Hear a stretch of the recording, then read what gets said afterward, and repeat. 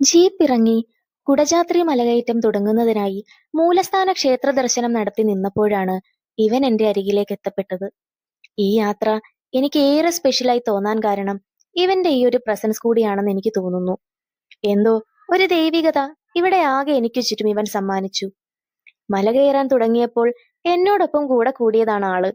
മലയുടെ തുടക്കം അല്പം കഠിനം തന്നെയായിരുന്നു. എന്റെ വേഗത കുറയുന്ന ഓരോ നിമിഷവും മുന്നിൽ നടന്ന ഇവൻ തിരിഞ്ഞു നിന്ന് എനിക്ക് പ്രചോദനം തന്നുകൊണ്ടേയിരുന്നു. ഒരു സുഹൃത്തായി, വഴികാട്ടിയായി യാത്രയിലുടനീളം ഇവനും ഉണ്ടായിരുന്നു എന്നോടൊപ്പം. മലമുകളിലെത്തി അല്പനേരം പീഠത്തിലിരുന്നപ്പോൾ ആൾ എന്റെ അടുത്ത് തന്നെ നിന്നു. തിരികെയുള്ള ഇറക്കത്തിലും കൂട്ടായി നിന്നവൻ സുരക്ഷിതമായി എന്നെ താഴെ എത്തിച്ചു. ഞാൻ കയ്യിൽ കരുതിയിരുന്ന ബിസ്ക്കറ്റ് കൂടി പങ്കുവെച്ച് കഴിച്ചതിന് ശേഷമാണ് ആൾ എങ്ങോട്ടോ പോയത്.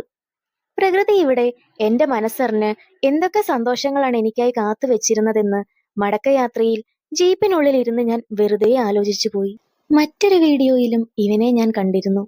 കുടജാത്രിയിലെ സ്ഥിര സാന്നിധ്യമാണ് ആള് എന്നാണ് എനിക്കറിയാൻ കഴിഞ്ഞത്. അതുകൊണ്ട് തന്നെ ബിസ്ക്കറ്റ് പോലെയുള്ള എന്തെങ്കിലും ആഹാരം ഇവർക്കായി യാത്രയിൽ കരുതുന്നത് നന്നായിരിക്കും. ഒപ്പം കൊണ്ടുപോകുന്ന ഭക്ഷണത്തിന്റെ പ്ലാസ്റ്റിക് അവിടെ ഉപേക്ഷിക്കാതെ തിരികെ കൊണ്ടുപോരാൻ ശ്രദ്ധിക്കണം.